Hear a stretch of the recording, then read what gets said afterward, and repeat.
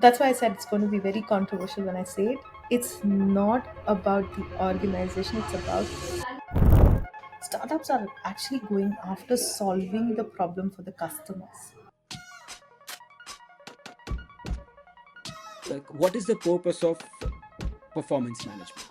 Is it just accountability? Is it development? Is it compensation signaling? Or it's all of these things? How do you look at it? How do you think about it? When I was leading a marketing firm, they had a KRA practice for a lot of years in the past. And I got pretty excited about the whole thought of OKRs and how it changes the focus which employees bring to the table. But the implementation part of it was a complete disaster, and we went back to KRAs.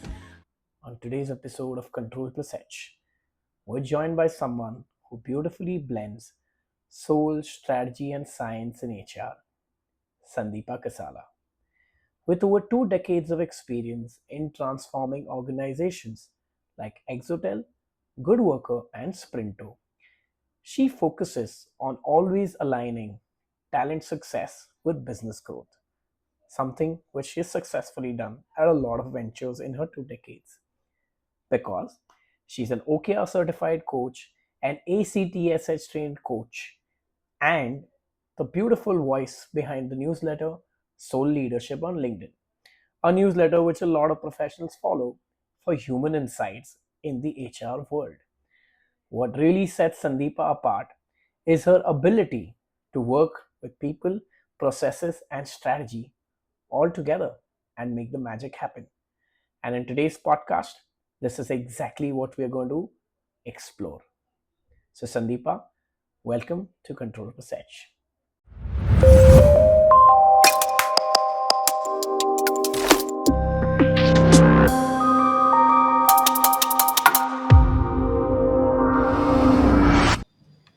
Hi, good morning. Hello.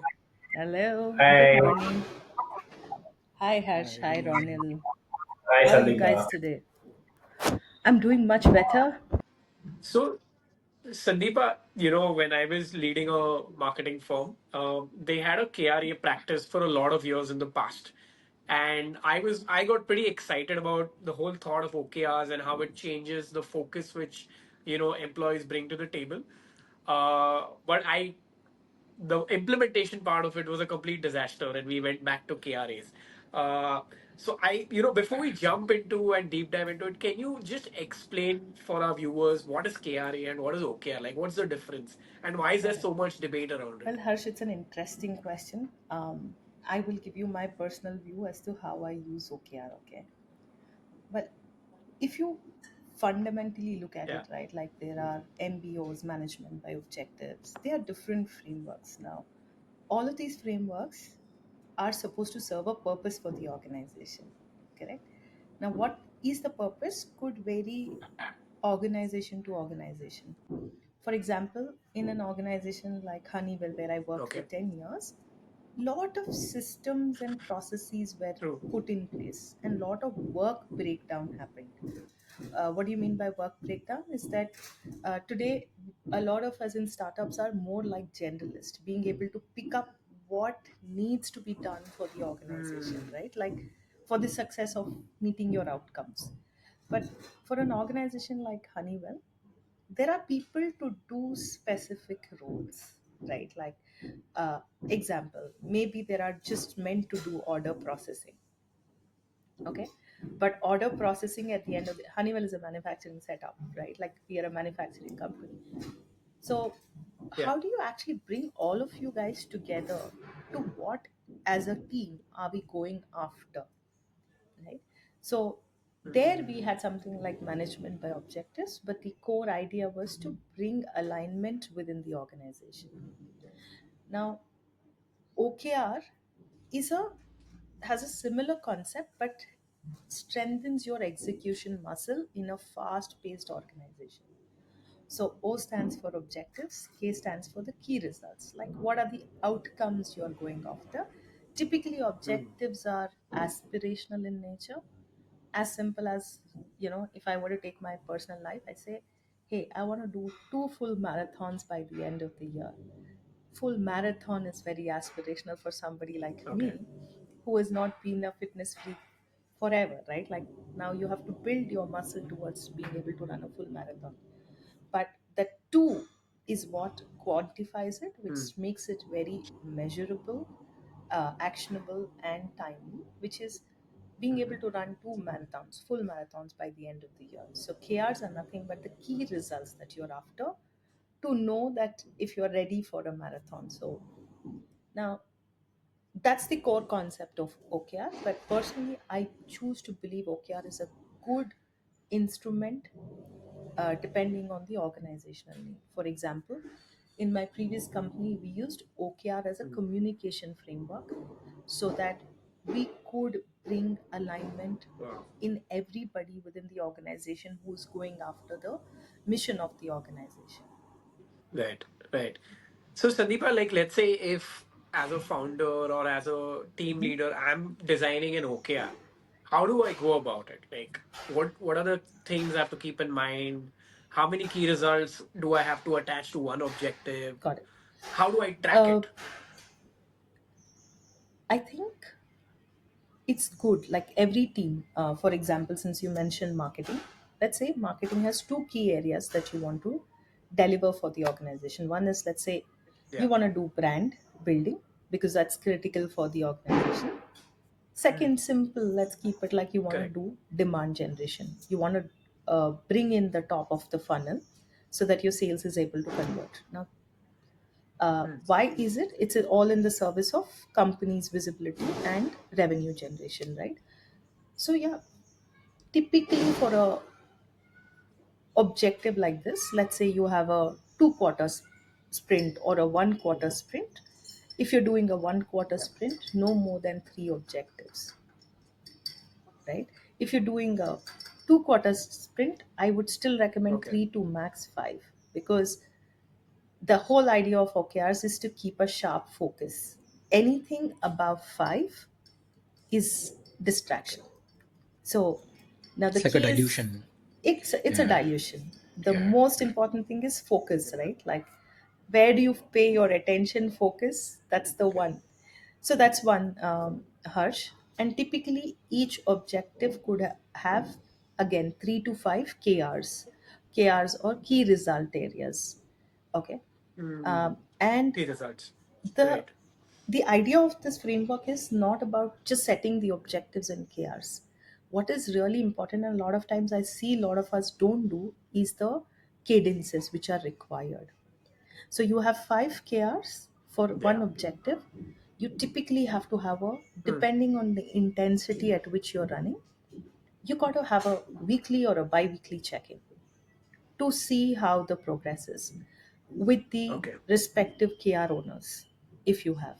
So the most important thing is not more than 3 to 5, and each KR each objective again having not more than 3 to 5 KRs, and each KR having an owner and a regular rhythm or the cadence, operating Hmm. cadence, for us to know, to learn fast, move fast is the most important critical thing of actually running an OKR.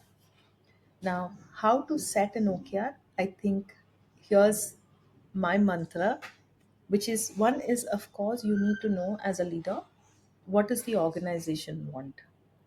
Second is, you as a leader need to have some Hmm. aspiration for your own team. So you got to marry both of these things to create OKRs. Otherwise, you will not be able to create an inspiring objective for your team to connect and get inspired about. So, when you marry these two, you get a perfect Right. objective that you can think about. Wow. There's so much clarity I have right now in terms of how, because I always used to wonder that how does the organization vision trickle down all the way till a junior employee, right? And now this framework makes sense, right? Because unless that vision is actually quantifiable, in one or the other way, it's never going to get implemented eventually, right? Uh, where did you first discover this, and how did you implement it? Do you remember any stories or anecdotes Lot from of the them, results you got? I think, thanks to Honeywell, where we had MBOs, I understood the importance of performance management system. Within performance management system, the blocks of it, what actually drives alignment, what actually drives uh, operating rhythm, so that one is on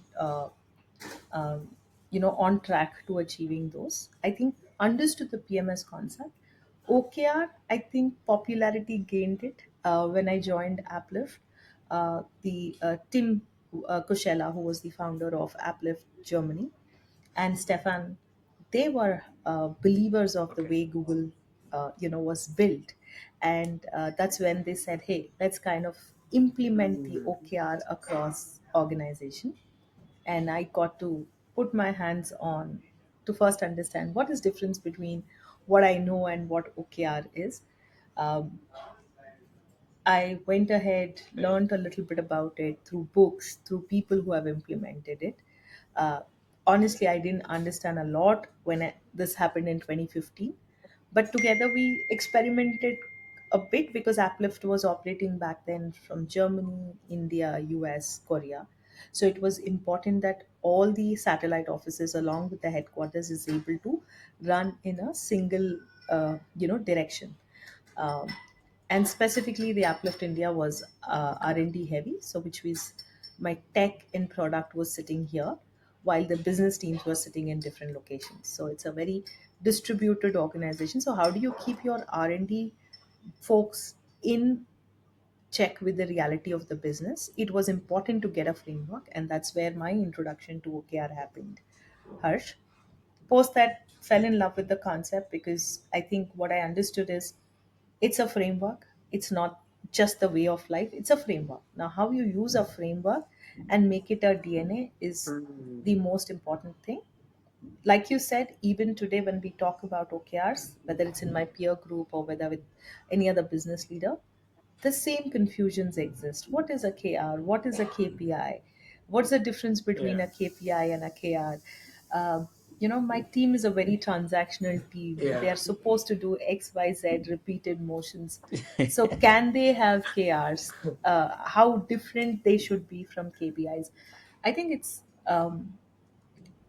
still that ability of the OKR is not fully seen its potential across the organizations because of these understanding gaps that exist today. Yeah. That's very true. Sandeepa, because I wonder how do these organizations align themselves, right? Because I'm sure you must have also seen instances where sometimes they go off the rail, right? Like an OKR is decided, but 6 months down the line, there's no movement, cadences are happening, but there's nothing happening, right? There's no result. So, have you experienced such instances where the OKR has just gone off? Correct. And how do I you think course correct I'll take from my there? own example right here at Sprinto. Now, the thing is, one of the biggest aspiration is how do I help this organization scale in a remote fashion, because we are a remote first organization, and yet Correct. build a high impact team. Okay. So one of my OKRs Mm. was to build a scalable, repeatable, uh, you know, performance management system. Because when I started, we were 120 employees. Today, we are about 300, 365 yeah, yeah, employees. yeah. Yeah, precisely. Fast growing, people are coming in. We don't have a physical setup. Now, what has happened, Harsh, is that uh, needed to focus on setting up the foundational system. Now, the foundational system is having Mm. a thorough, well thought through performance management system. So, one of my OKRs was to go design and implement perfect performance management system, right? And then the adoption of your performance management system. Great. In the first quarter, we designed, we thought, oh, this is what it is going to be, this is the organization direction, let's go ahead and build it. Crafted, Right. I think, one of the classical, I think, when I take my framework to some of my peer groups, they say, hey, can I use it? So it gives me immense satisfaction to say that it's a perfect model which can work. But Wow. well, design Yeah. implemented. Now, my Uber goal is, did I build a high impact team? It's been 3 quarters. But through the process, while the goal has Mm. been there, we uncovered a lot of other whirlwinds, right? Like day to day basis. Things like you have now suddenly Okay. 100 plus people in the system that you have to get them oriented, enabled so that they are able to deliver. Yeah. Do you Sandeepa, like often like because you were trying a new system out at Sprinto, you were setting it up. Do you ever face resistance? Because I remember uh, I faced a lot of resistance even in introducing OKR because there was a set KRA format. There was a three-pager where the employee first fills in, manager fills up, then the management fills up the rating. And how do you overcome such resistance when Harsh, it's a very implementing a new good system? question, right? Uh, First is we need to accept change is going to bring in a lot of resistance. Now, two most important things to Okay. solve for is why are we doing this and how is it going to, what are the benefits of it for the end user. Imagine any system like your product, right? Okay. If you're introducing a product, two things you talk: Mm, why and what's in for the user, right? As part of the change management, you've got to really be clear mm, of these two things. Third, you know, uh, if you know the product adoption curve, early adopters to the late majorities, right? yeah. Early adopters You and got to then implement hence your the systems majority. exactly Yeah. the same way. So you got to identify who are your early Okay. adopters, experiment, Early show the adopters. proof of concept, win it, then take it to the, you Mm, know, slowly, incrementally followers. Then you get to the, followers. Yeah. you know, the majority. Now, when you don't Majority. use Yeah. that, any system that you build, any change management you're trying to do is set up for failure. Yeah, this is such Failure. an excellent point. Good This point. is an insight. Like the way we try to Yeah. sell a product to another company and find early users, or we find companies that are early users, we're using the same mindset within the company. This is brilliant. Yeah. Harsh, we need to show a graphic around this. We need to make a reel around this because Yeah. I've Like a never heard diffusion curve. anyone Yeah. use this adoption curve in this manner, and this is a great mental model about how to get new Yeah. technologies and systems adopted within the company. Like Sandeepa, this is excellent. I'm gonna use this. Yes. Yeah. Honestly, this is yeah.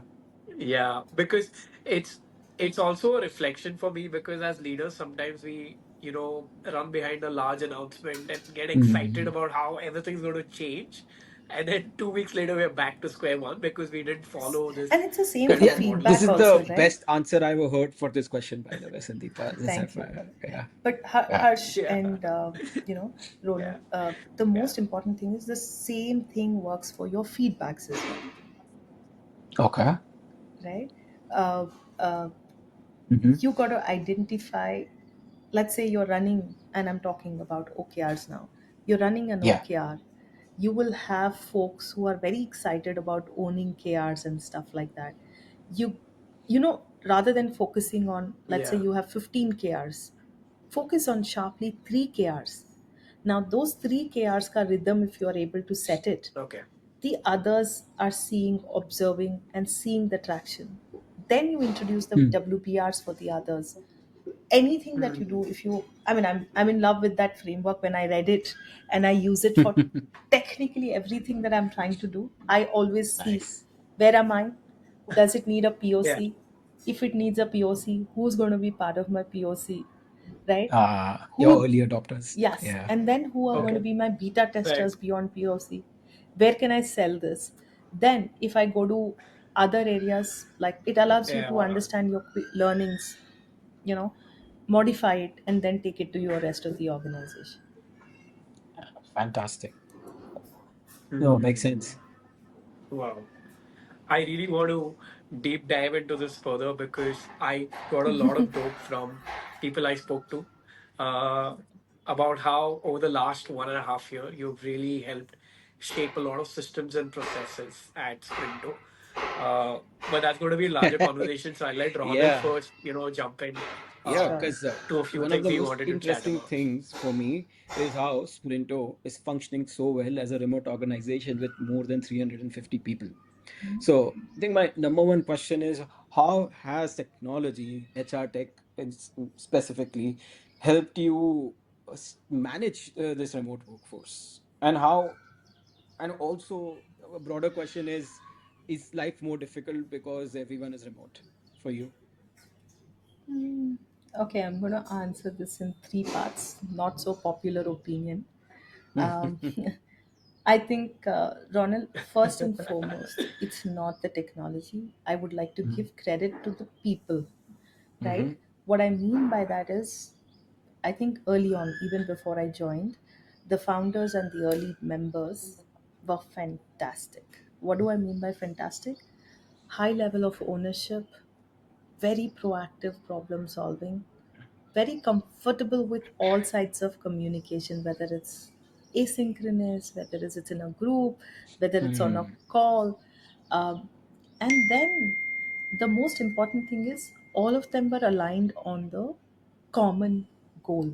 Yeah. Back then, get a product market fit, go after getting 1 million revenue, go after 5 million revenue. I think Mm. that's the quality of people Girish and Raghu and the rest of the team made sure were the early part of the Sprinto's journey. Okay. And most importantly for me when I came in was to understand how were they successful, because when I joined the organization was about roughly 6 to 7 million in revenue. Now I'm here for the journey after. So I really Mm. needed to understand what was working for them, right? So Yeah. some of the systems that I figured out. Yeah. Very good with planning, right?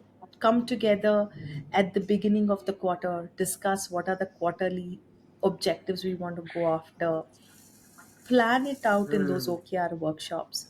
So everybody goes back to their houses and is working with absolute clarity.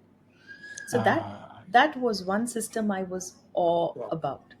Second thing is that they had regular cadences. Now, not regular cadences means micromanaging. Hmm. That word doesn't exist at Sprinto, yeah. okay?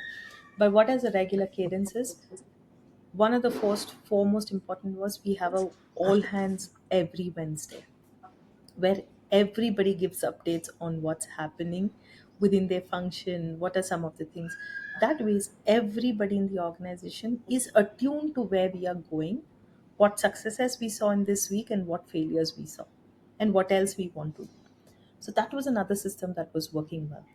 The third system is, I think genuinely all of the folks here are outcome oriented. It's such a blessing, when Mm. people are all passionate about outcomes, not It's activities or amazing. tasks. I think Yeah. so. The first part, Ronald, was to figure out what was working. All right. Yeah. And I figured out these are the three systems were working beautifully. So when something is working beautiful, you don't go and destroy because you've done something else. So I kept Mm. that systems intact. Now, second thing, what I needed to figure out is what else is needed to amplify this, and probably for the next leg of the journey, what else do I need to be able to continue this, right? Mhm. From that standpoint, what became evident when I joined is that this organization is going to be on a rapid momentum. The Mm. market opportunity is presented. We are at the right time at the right place. Well, competition coming into the foray is also a sign that you are actually having a lot of market opportunity. Now, the the one who has the right execution muscle will have the Will biggest win. opportunity to milk the opportunity, right? Like, and get the Mm. best out of it. So what would it take for Yeah. us to do? So foundational systems that needed to set up were making sure my total rewards, my performance management, how we enable people, how we enable managers, or the new leaders that are going to be born out of Sprinto. How do you enable all of them was the key three, four areas I needed to put my head down and focus. Um, to support some of the transactional work, which is, you know, by virtue of you're an operating machine, this is something that cannot be taken away. So I focused on taking off the grunt work from the system, which was putting a lot of load. To that Okay. extent, Ronil, I was able to use a lot of HR tech. Like, we've used some of the AI automation in the hiring process. We Mhm. used, uh, we moved away from HRIS, which wasn't working for us, and introduced KK. Then another I thing is see. another thing is how do I have Mm. visibility into the quality of conversations that are happening? So we bought People Box as our OKR driving instrument. Of course, we didn't use that yet fully, but we started Mhm. using for our surveys, internal engagement surveys, and also I as a see. performance management tool where our quarterly check-ins, one-on-ones were getting recorded, our Hmm. talent assessments were getting recorded. And then we used a platform called Engage With to keep all the recognitions in Yeah. check. These are smaller systems that we used, Ronald, in order to Hmm. make sure that the transactional load is taken off the team, so that that bandwidth is allowing us to focus on the key areas. You said something that was very curious. I got really curious about. You said you replaced HRIS with Keka. So, just what? How does that happen in an organization where you realize that some technology is not working, then you figure out why, and then you figure out what will, and then replace. Because replacing anything is a big task, right? It's changing an entire system. So, Mm. can you tell me the story of how this happened and what led you to change this technology vendor or software that you use? I think, Ronald, one of the most important thing is you need to figure out, uh, you know, what are you trying to achieve, right? Like, why are Mhm. you going to use technology? In my Yeah. case, we are a remote first organization, okay, Hmm. which means we got to be paperless. We got to be instant. For Mm. Yeah. example, in a hybrid office, I will have to raise. Let's take a simple example. Hmm. An employee wants a visa letter. They're Hmm. wanting to travel. What does happen? Mm. You go into the system, you raise a request with your HR ops team and say, yeah, I am traveling from XYZ dates. You key in whatever the information is asked. It goes, sits in the queue of that HR ops team, and then they generate a letter. Typically, you wasted 2 to 3 days. Hmm. Now, that's a very transactional work, right? Work might work well if you're working in an in office setup, because I could walk up to the HR person and say, hey, listen, Mm. I need this urgently. But in a remote, Yeah. you can't say, and you can't even tell, hey, some people are early, they plan better, they have 60 days for the visa, so they take enough time, give you the time to do it. But there are also people who maybe the late planners, they just woke up one day and said they want. Now, how do you minimize that friction in the system and make things accessible in a remote organization is key. There are Hmm. things that are needing a review mechanism. There are things like this can be instant. So today we were looking for folks or systems that could help me bridge this gap in a remote first organization. And that's Hmm. what the main criteria for selection of tech has always been. What is Hmm. going to make me paperless? What's going to make me fast, efficient, and be Mm. in times, you know, I think Toyota got concept just in time. Like anything that is Hmm. needed, how can I give access to, Yeah. whether it's to people team, whether it's to the leaders, or whether it's to the employees, anything that Hmm. is required just in time. How do you deliver that just in time experience? Uh, Hmm. these are the key factors, Ronald. At least I kept in mind before selection Hmm. selecting a platform. Fortunately or unfortunately, today we don't have a whole suite of products which enable a remote first way of operating. In the Hmm. available suite, we've chosen the best. Now we are trying to work with the partners to see if we can get more leverage Hmm. out of the system, or working around doing a tweak around so that we're able to leverage the Okay. technology. Like, what kind of things are you facing trouble with in a remote setup that you wouldn't if you were in person when it comes to these softwares or these technologies? I think the most important part is the communication, being able to express and let people know the need immediately. In the Mhm. previous example, I could walk up to my HR person and say, hey, I Yeah. need this, Hmm. right? But today you don't have that Mm. leverage. If you're working in a remote, you rely on Slack, you rely on a phone Yeah. call or a calendar invite. So, uh, to your question, I think that forms a fundamental difference of operating in an office outside an office, because your Okay. availability is It's async. distributed. It's Yeah, yeah, distributed, and yeah.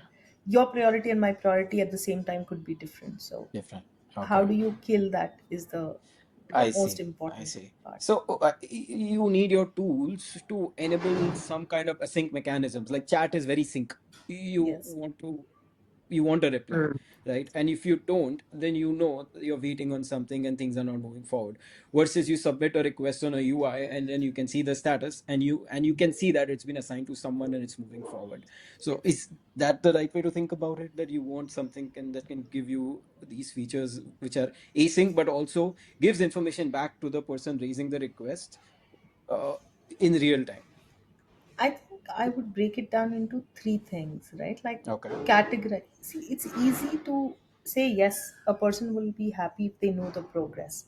Hmm. But if you take a step back and say, that's not a one size fits all approach. That basically that is a one size fits all approach what you're talking about. But I Mm-hmm. would Mm-hmm. take it a little, go back and Mm-hmm. actually classify my requirements into three buckets. Okay. Things that can be solved async, which Uh-huh. doesn't need a review mechanism. Mm-hmm. Things that need a slightly, Mm. not an extensive review, versus things And like which inward. need an X Yeah. review. Okay. Example, let's stick to the simple example of employee queries. Now, if you see, Hmm. employee queries can be, uh, somebody says, hey, I have a payroll issue. Hmm. Now, payroll issue Mm. cannot be async. It needs Hmm. somebody to actually look into the data, review the Hmm. data, Hmm. and give the response to the employee, Hmm. right? Now, versus a visa letter. Hmm. Employee just needs a letter. That letter can be a instant dispatch. Hmm. Doesn't Hmm. have to go through the review mechanism. If your system is built where you've captured the employee's passport, address, Yeah. Aadhaar I card, see. all of that I is see. there. Yeah. So employee should have a Mm. self-serve to say, hey, I need a visa letter, this is my travel. So the system says, Ah. keys in all of this information and says, hey, can you take a look? Is this meeting Yeah. your requirement? Okay, here you go, boom, the letter is sent to you. So it's an Okay. instant access, async access, not me. Yeah. Now, the third one is, okay, let's take a complex thing where employee has a concern with the manager. Hmm. Hmm. Very nuanced. Yeah. Very Yeah. nuanced. So you can't Yeah. really have a tool, but a tool could help saying that, hey, I want to connect to some HR person because I want to speak about the issue that I'm having with manager. Yeah. Mhm. I So see. initially, I think one of the things I really liked about People Box is that you can chat, Hmm. right? I'm having an issue. So it'll ask you a bunch of questions. Depending on the gravitas, it will recommend, hey, why don't you reach out to Bhavya? Or I will schedule a call between you and Bhavya for a 1 hour. Hmm. Bhavya is my team member who is an HR business partner. Hmm. So let's say it identifies the system is more nuanced. It will just say that, hey, let me connect you to it. But it's not something that you can solve for it immediately. Needs Hmm. intervention. So I think a technology for a remote org should be able to look at these aspects. What can be instant, what needs a little Mm. bit of a review, and what needs a Ah. elongated response or a detailed I review. see. And then route it in the correct manner, basically, like Yes. fork it into these multiple workflows.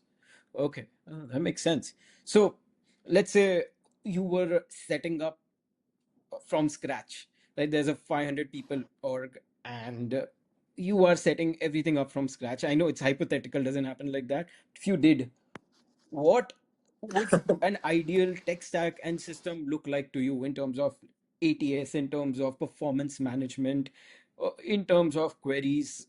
How would you want it right now? What is ideal for you? In a utopian world, I would say In they a utopian world, yeah, of course. in an utopian world, I would have said like a system that is able to help me from hiring to managing the entire employee life cycle, which Mm-hmm. is automated, which is intelligent, which is listening Hmm. and Mm-hmm. taking away a lot of grunt work. Mm-hmm. But and also it saves a lot of time of shying away from integrating with multiple platforms, right? Today, if you ask me, I have KK, I have PeopleBox, I have Grey HR for payroll software. People have to use Razorpay for reimbursements. What Mm. else? If you want to reward, you have to go to engage with so many tools, right? Like Yeah, it's yeah. crazy for people also. So being able to integrate all of this into one intelligent platform would have been my pick. But I understand today, if I were to introduce a HR tech stack for a Mm-hmm. 500 member organization, and assuming that they don't have any tech stack, Yeah. uh, fundamentally, I would look at four areas to cover with. Mm-hmm. One is my application tracking system, very important. If we continue to scale, like if we continue to going to hire and double our headcount, you cannot do without an ATS, Mm. right? Second is my Right. HRIS. I would look for HRIS Mm-hmm. suits which can also bring in performance management and rewards capabilities. If it Okay. is not there, then it is HRIS plus PMS capabilities and rewards capabilities. Uh, Okay. because then it eliminates the redundant work in the system, which would have added a lot of uh, Overhead. tactical overhead. So I Makes would have sense. just avoided that. Yeah, Yeah. those are Makes the sense. four This things. gives me a bunch of ideas for our product as well, Harsh, because while we're focusing on right? Like we're Yeah. focusing on I was thinking the same recruitment thing. using AI. Maybe we could enhance this and add Yeah. more parts of the life cycle into the system, as Sandeepa said, for maybe performance management, Yeah. maybe at least HRIS, right? Or at least presenting information to the users the way GPT is doing. Yeah. So, Sandeepa, thank you for adding items to our product roadmap. We appreciate that. Ronil, very actually now people think about ATS as an application tracking system, but Hmm. I feel it's an extension of my performance management system. Now, Interesting. if I'm interviewing you as a Uh, candidate, I would want to see your journey. Like, what is my observation of you as a yeah. candidate has been to the reality. Now, Oh, yeah. these two systems are Continuous feedback. Yeah. yes, not just Yeah. continuous feedback. Like, is Ronald gotten better than what he or she joined us as? Mm, I see. Has there been a development? Has there Mm, been a regression? What is mm, happening? So uh, I think we don't have a system which tells ATS is actually an extension of your performance management system. mm. Makes sense. Yeah. Makes uh, sense, actually. Yeah. it tells you the journey or the employee is covered with you right from hiring Mm, until the time he or she is, and that's the only way you can increase the employee lifetime value. mm, A lot of mm. organizations, we don't think about employee lifetime value, Yeah. Yeah. Yeah. right? Yeah. How can you Yeah. deliver We value if think you're about customer lifetime value, but never employee lifetime value. yeah. Yeah. And what is employee Not lifetime employed. value, right? Why am I joining an organization? I want to get good pay, Mm-hmm. right? I want to have like a proper work life balance, Mm-hmm. core Mm-hmm. need of these days Gen Zs. The third thing is I want to know if I have grown as an individual. I don't Yeah. want to see myself in the previous version. What is this how is this current version different from the past? And what is my future version going to look like? Makes sense. My biggest concern is that people look at HR tech stack in isolation, use case by use case. I Mm. wish there is somebody who's sitting out there and saying, hey, let's look at your employee lifetime value and start building a Yeah. product from a lifetime value perspective. By then, all these Yeah. use cases just get consumed into Yeah. it. Yeah, like this employee is the center and everything is built around employee. hiring the employee, presenting information to the employee, solving employee queries, making sure the employee performs well, assessing their performance. So I Yeah. guess the more employee centric a system is, and the more context the AI has about each employee, and the better questions HR can ask it, I think this, yeah, makes sense. Then even churn management becomes part of this very Yes. easily. You're predicting it.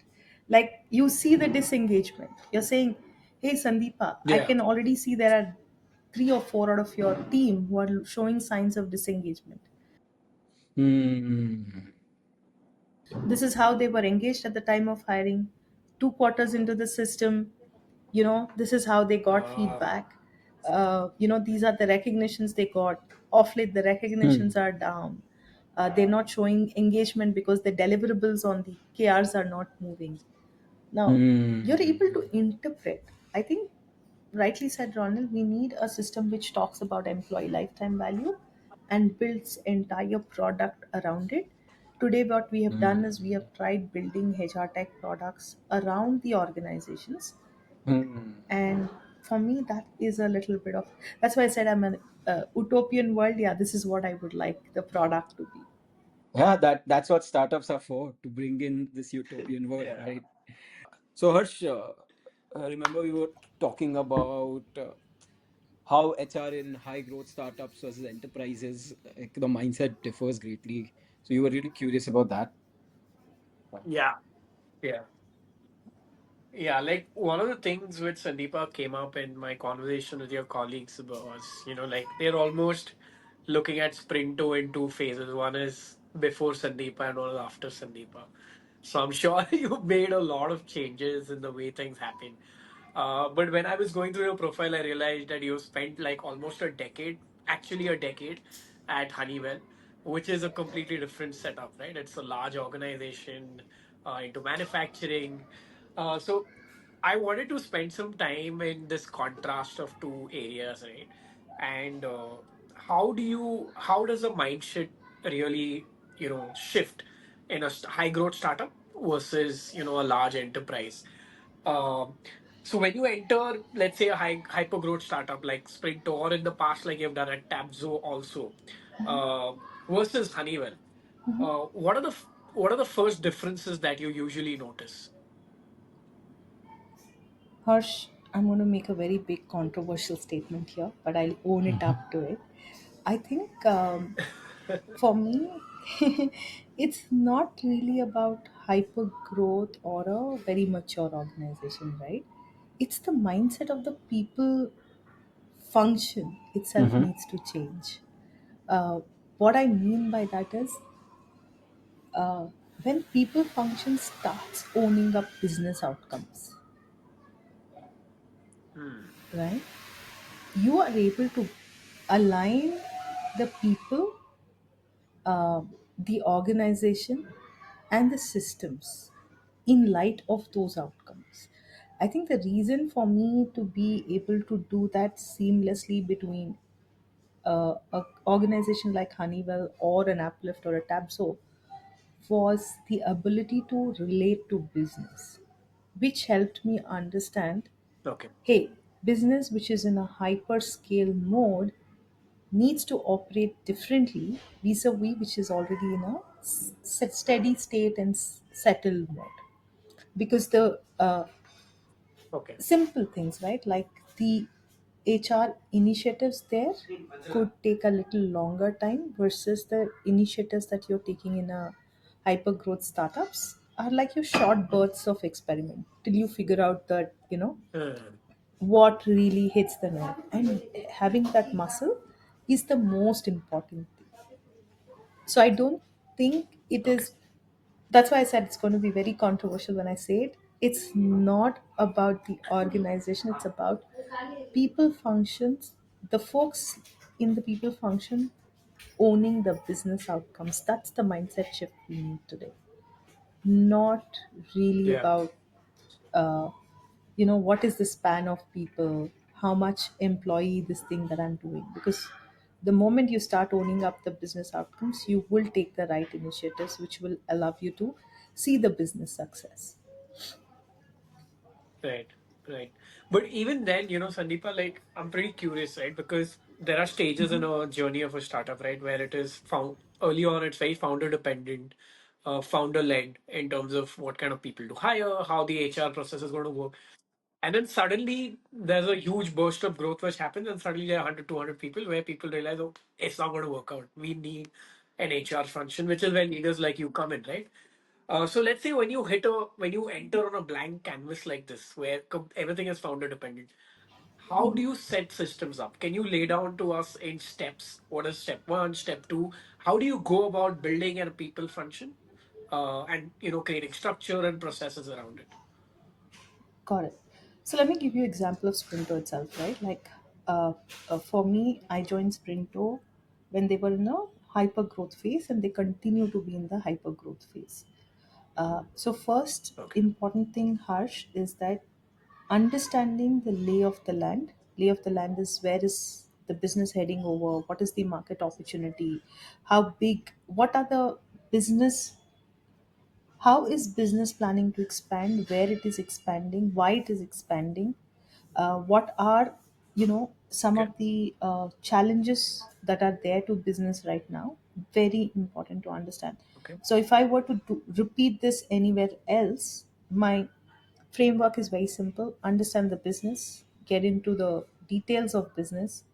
Second is understand your organization, what is working well and what is some of the things that need refinement.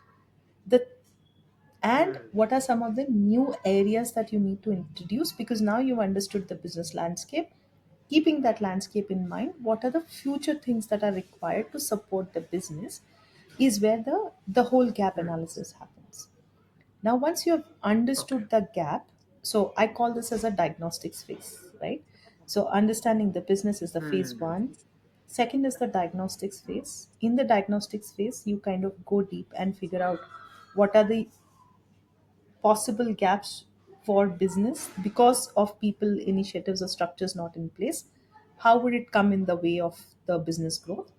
Then you classify them: what's working well, what needs short term improvement, what needs long term improvement, what are some of the near term bets you Right. will make, and then design. So when you do the diagnostics, fundamentally there are five core areas to any of the people function being set up.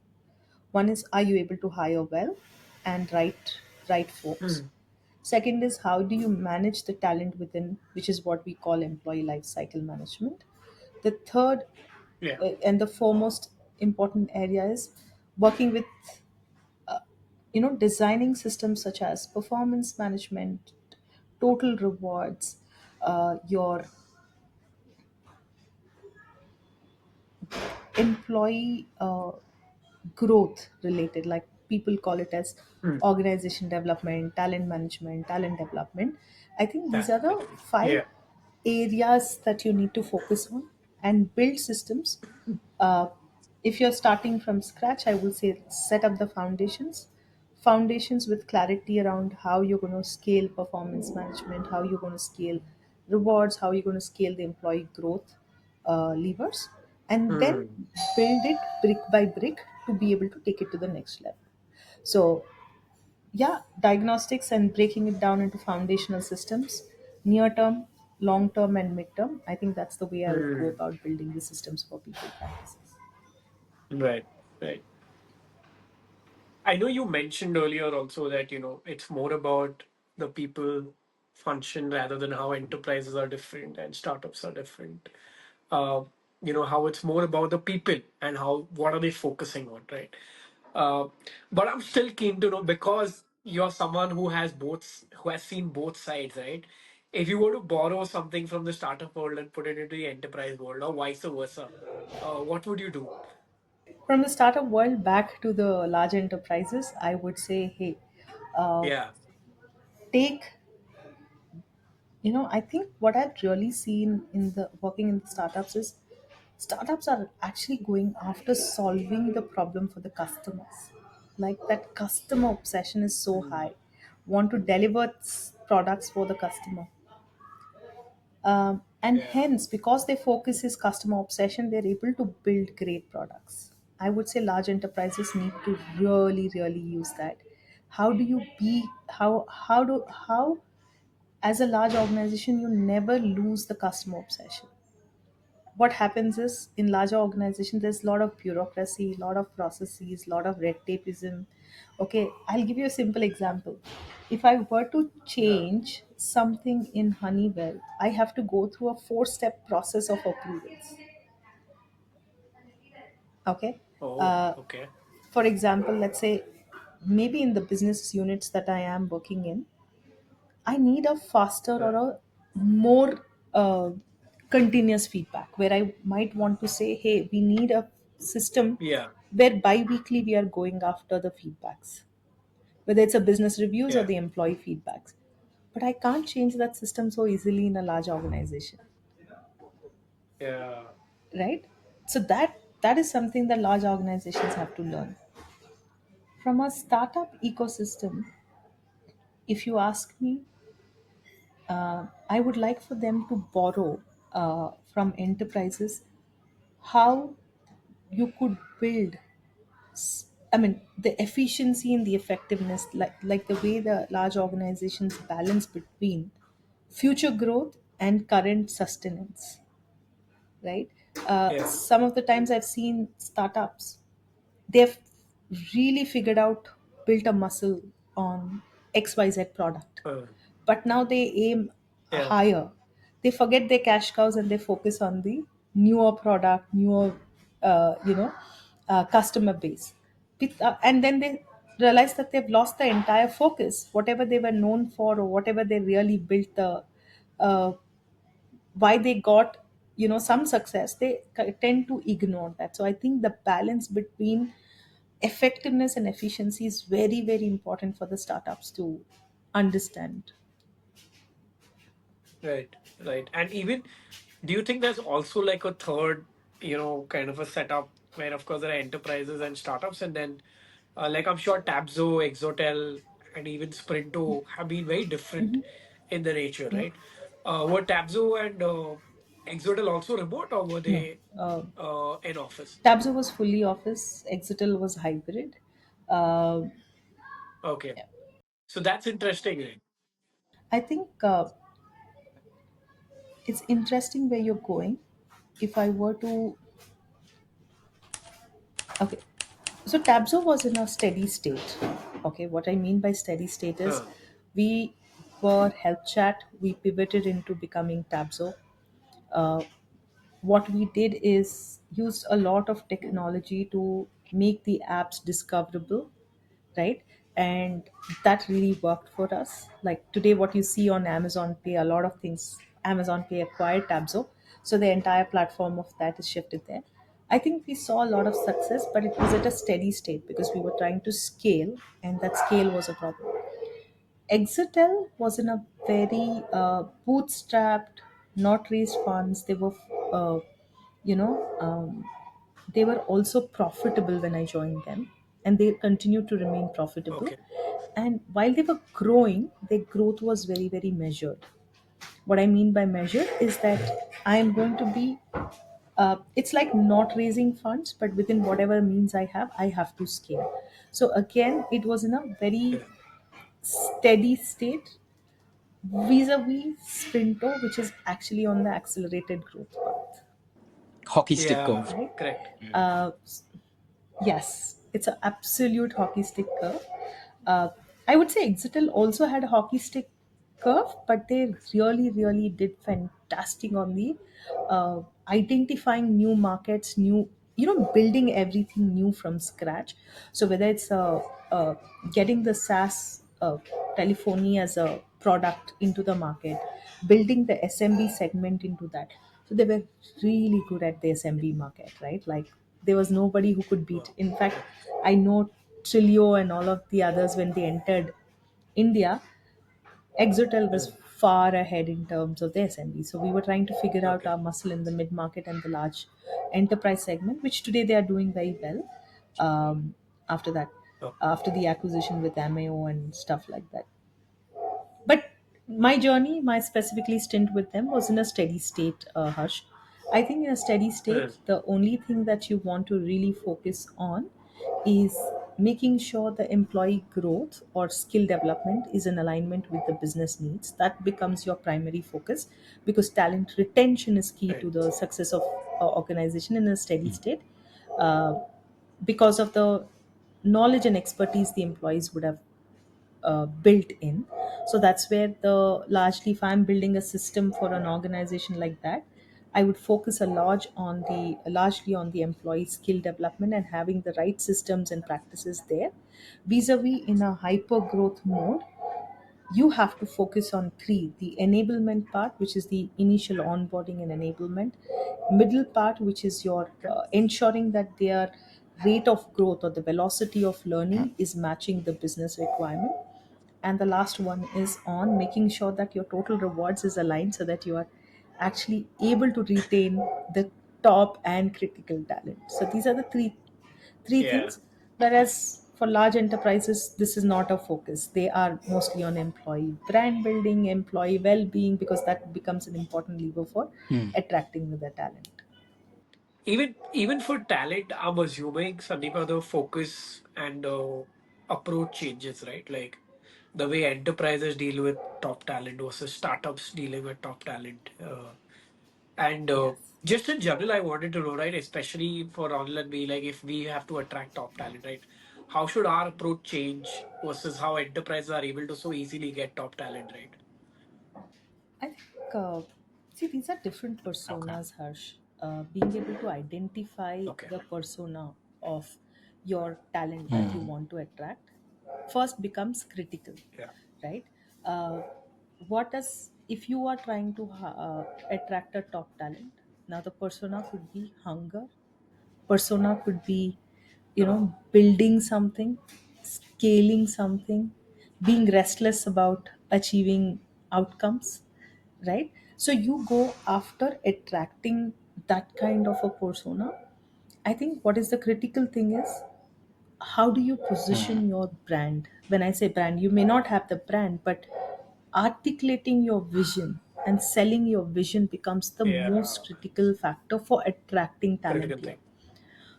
Yes. Now the Right. persona. Let's So look at the persona of a large enterprises, right?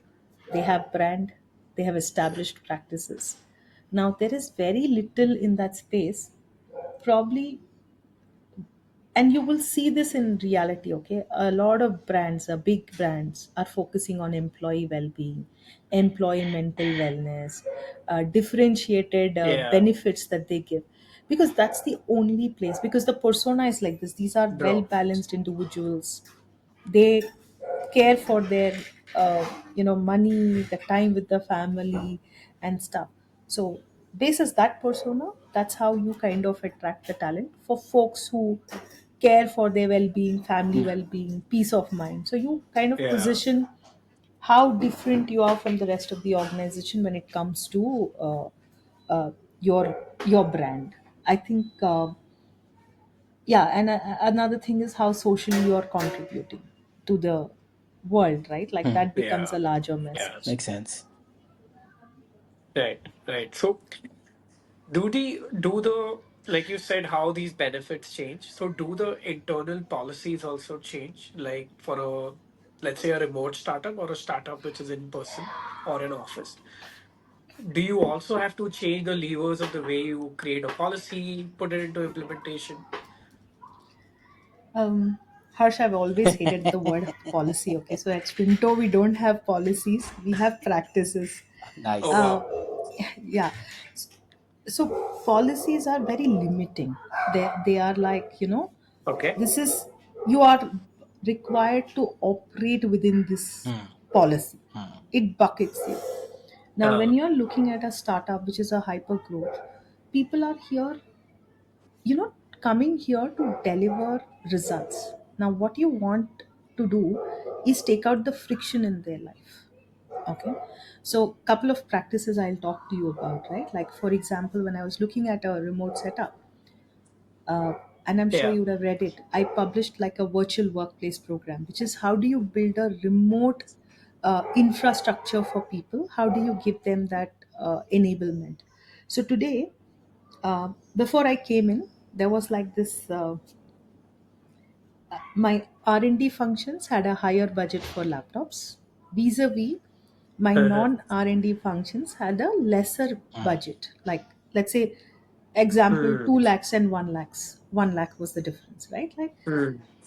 now you want to take off that, because what really happened is, if you look at the organization, there are three different roles or personas.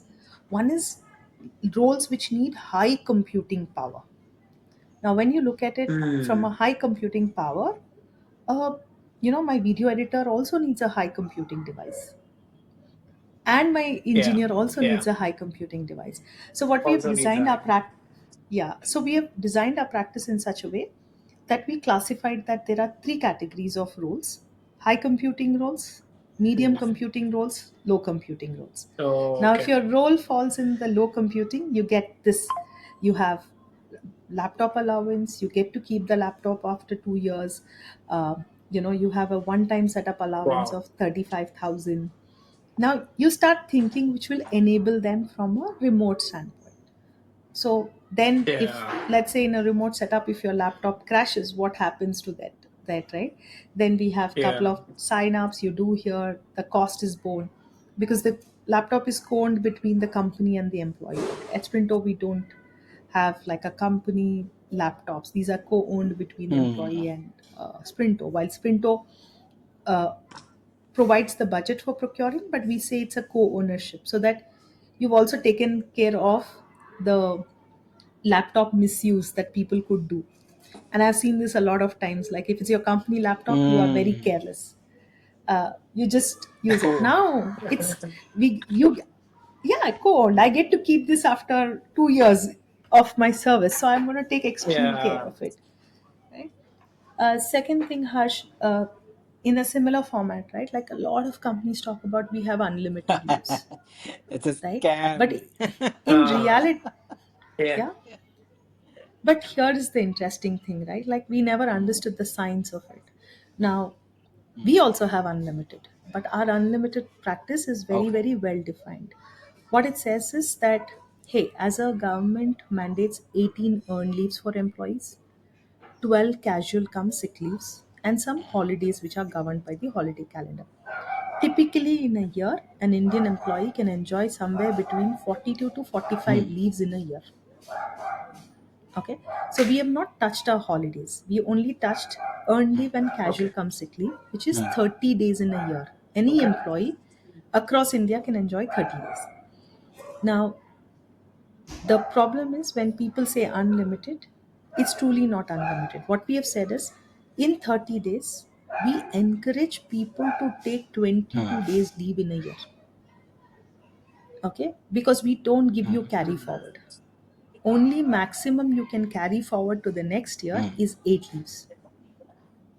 Because what is important in a startup or a hyper growth phase is that people get intermittent intervals, right? Like, to refresh, reboot, like any sportsman, right? You can't be playing the Yeah, sport yeah, throughout the year. You have to yeah. take that recovery period. So Yeah. we say 22 days in a year is, the must, because Hmm, I don't allow you to carry forward. Yeah. Second thing is, if you, let's say, take beyond 30, we are not a company which will say loss of pay, Hmm. right? There could be mm, genuine reasons. Like, couple of my employees are backpacking right now. They wanted to just take 30 mm, days off to backpack, which is okay. We're not Hmm. going to do a loss of pay for that. As long as you have handed over your work, you have done your due diligence, you're going on a 30-day leaves, be my guest. Hmm. Second thing, which is not yet introduced, but this is on cards, what we are trying to do is, we are actually going to introduce something like, every quarter, either at the end of the quarter or Hmm. beginning of the quarter, at across the company, we will take 2 days off, right? Now, I could go and say R&D team and the business teams could have separate days, but it allows people to recharge without worrying कि यार, if I'm taking leave, Yeah. Ronil is sitting there and working, so I have yeah. anxiety, right? Like, I'm FOMO. But Yeah. imagine if all four of us Wow. are taking Mm, leave, there's no FOMO. So that's something that we are trying to Yeah. introduce in our practice. We'll experiment. from February. I'll let you know how it goes, but that's an Wow. Wow. experiment You on the should write cards. about it Wow. because I'm going to keep tabs on your LinkedIn Wow. articles anyway. Yeah, definitely. Yeah, man. Yeah. You've also written about the Yeah, bring your own BYOD device. practice, Yeah. right? Yes. I recently read. Yeah. Yeah. How does that come across and why that's I so think one important? reason, Sandeepa, you already said was co ownership. So the shared responsibility. I guess BYOD makes sense there. But are there any other reasons? Yes. I think the most important thing is in a remote setup, managing the logistics is very difficult, right? Like employee leaves, you have to get the laptop back. You know, some issues with the laptop, you have to exchange the laptop. I have used the laptop, I've surrendered it to another person. I think there's a lot of operational heads in a remote first organization, so it makes sense to have a BYOD policy. Makes sense. Oh, okay. Great. Yes. And before I hand over to Ronald, I have just one final question, which is not from me, but someone you know, who I'm not going to name. But he's asked me to ask you, uh, what is the one really contrarian advice? And he has underlined contrarian advice you'd like to give to founders about something that they must change in their hiring and recruitment practice. It's not so difficult to guess who it is. I will also not name that person. Oh God. Okay. What I would like to give any founders who are building and scaling fast from a hiring standpoint is that just don't go after skills alone. For example, a lot of times I see Mm, that people say, "Oh, this guy has done XYZ, get him or her into the system. mm, He has solved for mm. product at scale, he has solved for engineering problems at scale." I think the most important, and I know it's going to be contrarian, because skill can always be developed. What cannot be developed Okay. is the person whom you're trying to bring in to solve the product problems, does he or she carry the same mindset like you, is so Mm. important, Harsh, because I might be great at solving people problems or I understand people People problem. problems, but if I'm not carrying the same wavelength or the intensity, Yeah. what's going to happen is it's going to slow us both down. And that's where you say, "Oh, I Mm. thought this candidate was great in the interview, but you know Yeah. he or she's not able to do it." That's because that's the most important aspect that we don't spend time on, and I Mm. think that's the most critical uh, thing for any Yeah. founder who's trying to scale. Don't just look for how, skill how do in the you Okay. how market. do you judge or measure if Mm. someone is intense or has that sharp focus when hiring, like when working with them you come to know eventually, how do you get signals when hiring about certain these things? I think the most important, Ronald, what I do is I like to see how did they Okay. solve for problems and why did they solve for those Okay. problems.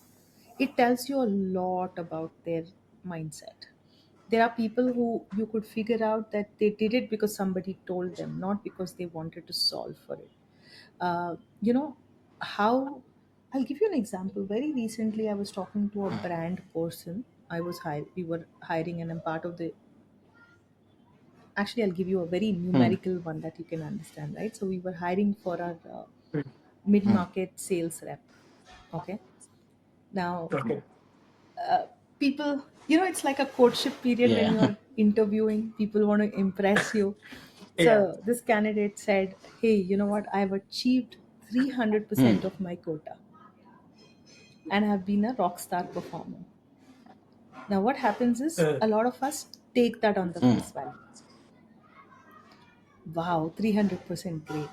Now, for me, I get curious. I said, "Man, it's not easy to get to a Yeah. 300% quota.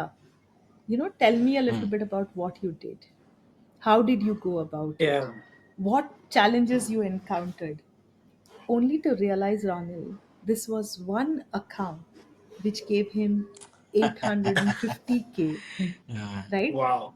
Against a quota of okay, 250, I see. right? Oh, okay.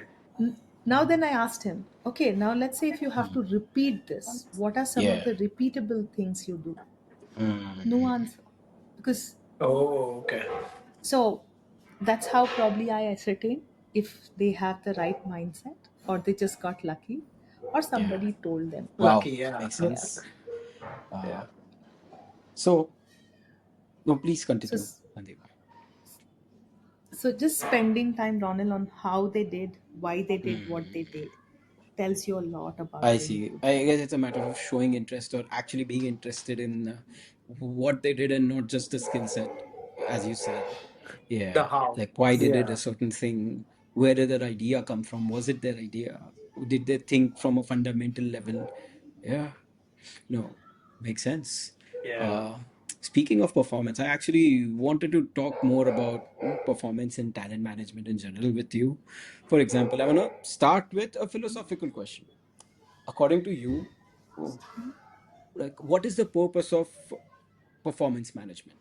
Is it just accountability? Is it development? Is it compensation signaling? Or it's all of these things? How do you look at it? How do you think about it?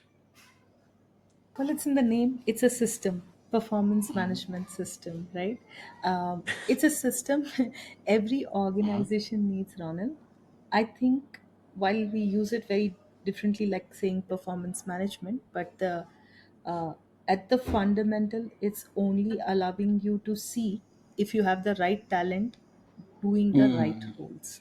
If people are doing the right roles, and for today and for the future, a system that is designed to evaluate the readiness of your talent to take on the business related uh, opportunities for today and tomorrow. That's the core performance purpose management. of performance management Okay. system, right?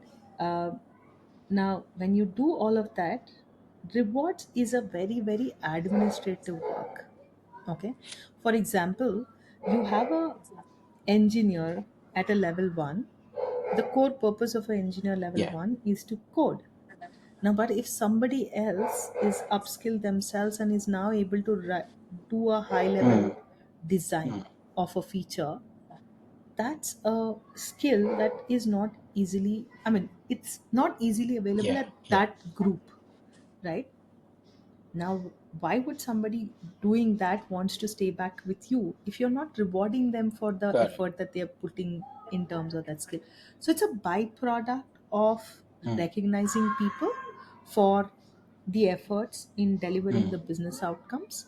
But I think somehow people have synonymously used performance management to compensation, mm, which I fail to disagree. The core of performance management is just this, to serve the business purpose of identifying the talent that can mm, solve for mm. today's problem, build the future pipeline for future problems to solve for the organization, and how do you have a path to do that is the Okay. most important thing.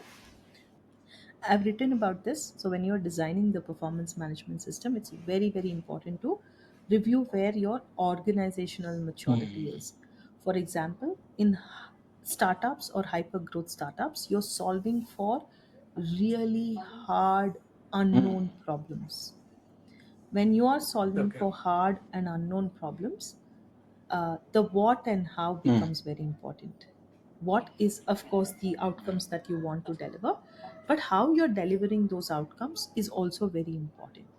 So, your performance management system has to mm, balance that mm. out. Okay, rewarding for what as well as how. But now, let's say you are in a very established, Yeah. steady state organization, right? Then the focus could be on Yeah. just the what. What have you Yeah. Yeah. delivered for the organization? Because the role breakdown happened, it's Mm, a very steady state. But let's say the organization, a very large organization, is going through a cultural shift because there is mm, a new leader at the top. Then introducing something like behaviors to make a difference, because now you're trying to induce new culture or new ways of working. Then again, the what and how becomes very important. So it's important to know the organizational maturity and design your performance management system, which is going to try help deliver the business outcomes. That's the key of Okay. designing a PMS. So while we've been talking about rewarding the right talent, having the right talent at the right place, sometimes the right talent ends up at the wrong place, right? Or the wrong talent ends up at the right place. I don't know.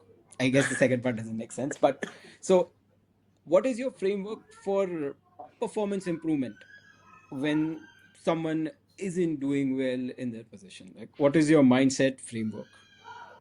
There is no single Mm-hmm. brushstroke approach, but I'll tell you, at Sprinto, we don't have a Okay. PIP. Okay. Because performance improvement is a very, very Mm-hmm. negative connotation.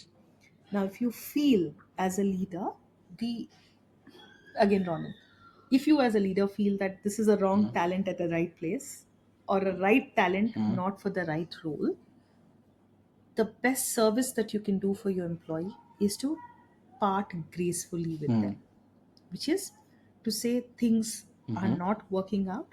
Be graceful, take care of the employee's needs. It's not like you just wake up one morning and say, hey, Ronil, you Mm-hmm. and I are not working out. So now you have to part ways. There is a way to do that very gracefully. Uh, and you don't have to actually go through the drama of Mm-hmm. putting one on a PIP, and because you know that in this role, in this outcomes have to be there, the person is either skill not skill ready or not Yeah. will ready, right? But the organization doesn't have that much time in a hyper growth phase. So instead of getting into the drama, just declutter the process and say, hey, things are not working out. This is how we look at the severance. This is how Mm-hmm. you will be taken care of. This is how much, we will cover your insurance Mm-hmm. beyond the thing. Making sure the employee is taken care of when you're making this decision, I think is the most respectful way to let people go, because they will also be able to find the right opportunity that they have. Now, the second is, let's assume that the person is showing interest, intent. You see that they're making it, trying to make it work, is where in Sprinto we call it as back on track, where the true intention is to bring the person back on track, not an exit path. If we are clear it's an exit path, then don't use any Okay. instruments like this. Let's have a clear, candid conversation. And I'm happy to say that we have had 10 people actually exit our back on track program and doing That's amazing. fantastically well after Okay. that. Yes. And what it means is, once you have the back on track, you are truly invested, which is there are regular cadences, the Wow. right support system is given. Wow. There is a business partner who's checking on you, there's manager who's checking on you, and there is a right Hmm. space created for the employee to voice out when things are not going well. So it's not a one-sided affair here, it's Yeah. actually a three-sided affair, Hmm. where your partner, your To manager, and support you. yourself are there, Yeah. truly invested in becoming, back on track. But also at the same time, we have had Yeah. cases where people, which is fair, okay, understandable, they realize Okay. along the Fair. way. They're given a fair chance. I see. Well, So the question is, you have to have a real intent to help somebody. So performance improvement only works when there is real intent, real environment provided fair. for the Okay. individual to thrive. No, makes sense. Another interesting thing you wrote about was taking breaks between jobs or having short stints, gap years. Usually, these are taken as red flags by a lot of talent acquisition partners, HRs. You think differently. Can you elaborate why? Why do you think differently about this? Hmm. Well, I'm not sure if you've seen, but I personally have gap years in my career. Okay. Um, I think, Ronil, it's very important, right? Like when um, you are in a particular job, right? And especially in a high stress environment, I learned this word from somebody. You get into a Hmm. whirlwind. There's so much action, there is Hmm. so much to do that you at some point become very, Hmm. very mechanical, right? In the process, you lose, Mm. or the distance between your future self and your current has Mm. increased way beyond what is tolerable, Yeah. or Hmm. the tolerance, right? When you realize the gap between your future self and your current state is increasing, is Mm. going Hmm. further away from you, I think it's important for the I individual to see. take the break, Yeah. to unwind, rewind, upskill so that you are getting closer to your Hmm. future self. So, Mm. uh, yeah, I think that's the reason I have been able to Mm. successfully take breaks in between. But what you do in those Mm. breaks is important. Its only thing is that you're not running like a machine, but you're doing something Okay. meaningful during those times where you are actually rebooting your system to get closer to your future Hmm. self. I see. So, how Mm. can companies make space for people with unconventional career paths or resumes that don't look standard but could really fit the company well Mm. and provide a lot of Wow. leverage? I think, it's very, very important. Today, the talent availability is Mm-hmm. there, but that right talent any Mm-hmm. organization needs is like Mm-hmm. limited. Now, if organizations are going to uh, create unnecessary filters, which are very Mm-hmm. superficial in level, in at superficial level, I think the the cost for losing a great talent is on the employer, not on the employee. Okay, so I would say organizations really have to focus on what Mm-hmm. skills I need, what kind of behaviors or Mm. cultural fitment I need. Just keep a focus Mm-hmm. on those two areas. How the individual, what is the individual going to focus on, and how they are expected to deliver results. If that is the focus, keep your interview process sane to that. Of course, today Yeah. I also understand the reality is that I open a HR business partner opening on my company website. I get 2,000 Mm-hmm. applications in a day, right? Uh, it is difficult to churn 2,000 applications, but I think the way my team focuses on is what are we hiring for, Mm. what is the better fit for that role. They kind of try and look for those skills. At Sprinto, we don't ask comp. At Sprinto, we don't ask what what Mm-hmm. happened in the past. We just want to know what problems you solved for, how did you Yeah. solve them, why did you solve them, and what are your expectations of how you want to grow at Sprinto, and how do you think Sprinto can align to your growth. I think these are the key focus areas, Ronil, and it's really helped us up the bar in terms of identifying the right talent. And at least in the last 3 quarters, we have done some fantastic hiring of leaders, mid-level, senior level, and at the entry level. Super happy with the quality of Fantastic. talent we bought in. I'm curious. You said sometimes you get thousands of resumes for certain roles, right?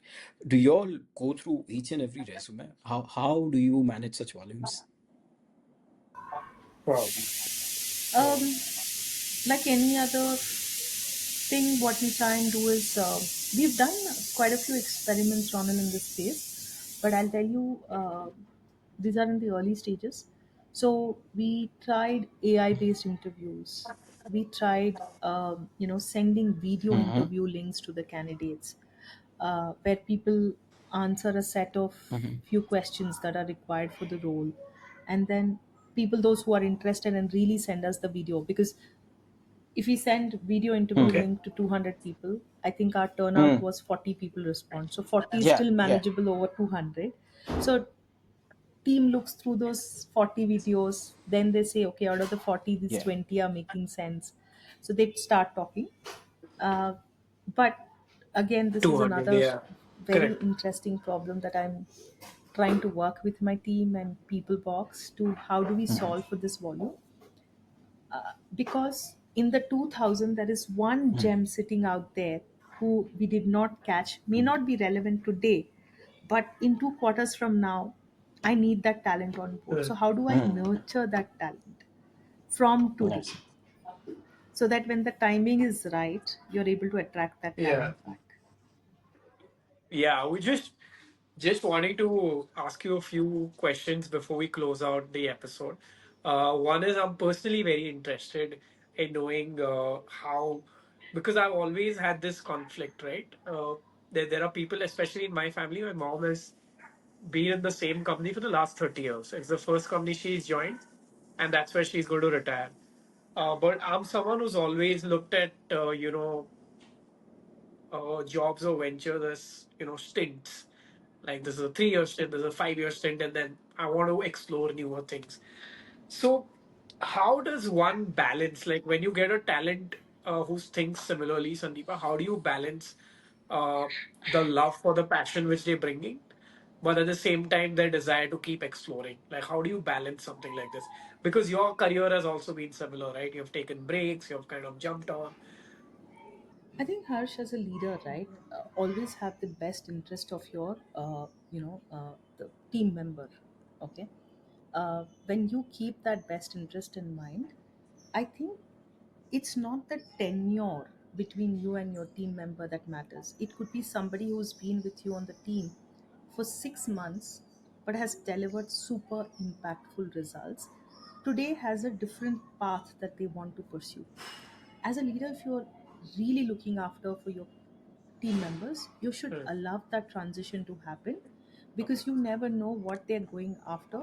Tomorrow the same person could come back and work with you at a different capacity, but Hmm. which is good for you and for the team, right? Yeah. Always have the best, especially the way I operate is always have the best interest for your team member. Yeah. If their career aspirations are aligned in a certain direction, there are two ways to operate. Make it happen in your current organization. If you Hmm. think you can't make it happen, facilitate that transition proactively, because Hmm. the loyalty then that they'll have for you as a leader, Will today be you may very not high. see a benefit, Yeah. yes, but tomorrow the same person could come back and deliver high value, high Hmm. impactful projects for you, right? Second is the most important thing where the organizations fail is when they see highly passionate, driven individuals, instead of quenching their curiosity, they are Hmm. stuck in the rabbit hole of, hey, you have to serve this much tenure, you Hmm. have to go through a IJP process, I cannot promote you now because the others I think organizations really have to look at every employee as an individual and do the right thing for the individual. So what your practices, and that's the reason I can't call policies, the policies are boxing. Your Hmm. practices has to serve the individual and the organizational needs, Yeah. both. There are times where you have to, it's not going to be balanced. It's, if anybody said I'm going to take decisions which are always going to be in favor of employee and always in the favor of organization, never possible. It's an uneven balance. Sometimes as a people practitioner, you need to be able to say, today I'm going to give a lot more weightage to employee needs versus Hmm. the organization, because this is something that has a long term better impact. There are times you have to weigh in organization and say, hey, this needs this thing. So sometimes it's not a 50-50 game, it's a 25-70, 80-100, or Hmm. one of the things. And it goes the same for any person, people leader, that Hmm. not all the time it has to be 50-50. You got to have the best interest of organization and employee in the current context. If you think you can, you need to support 100% with the employee, stay with the employee. If you Yeah. think you've got to support the organization, stay with the organization. Allows you to have a very,